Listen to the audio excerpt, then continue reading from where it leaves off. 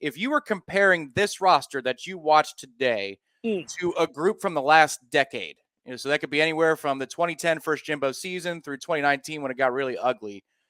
Pick a season and tell me this group looks like that year's roster, just to give people a sense. Go ahead. 2012-ish? Yeah, 2012-ish. Like, I think we thought that team could win the national championship, and came up, short, obviously, but it wasn't nothing. They had a lot of talent.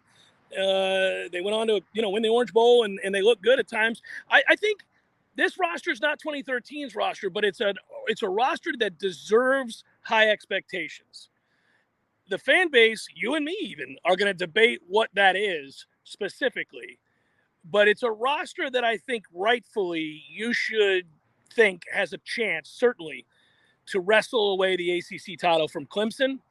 And, if you're good enough to do that, you might be in the college football playoff. So I would say that is a reasonable expectation. Yeah, Khalil Young says that's lofty. That's some lofty praise. And, again, offensive line, man, the offensive line is so much better. And if you're going to control the line of scrimmage with a veteran quarterback who's very comfortable, who now has real options both at the wide receiver position, but now tight end as well. Don't forget, Jordan's allowed to run. He's got running backs. They're going to score a ton of points. And I love the interior of this defensive line. I think when all those guys are healthy and everybody's out there, you're going to see that that's the best depth they've had in a long time. So if you're winning in the trenches, you're in a position to win every game. There's some unanswered questions. I don't think they're elite at linebacker at all. I think they're just okay at linebacker, but they're experienced.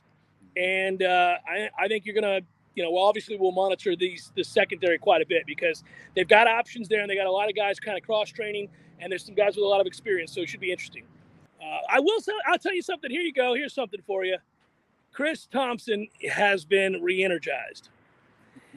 He's got some toys to work with now, and he's not afraid. I heard Chris Thomsen get more animated today than I've heard in a while, and I mean that in a good way. Like he knows he's got something, and he wants to get it right in a hurry. And so he wasn't afraid to get after some guys today in a good way, though, because I think he knows they got a chance to be good.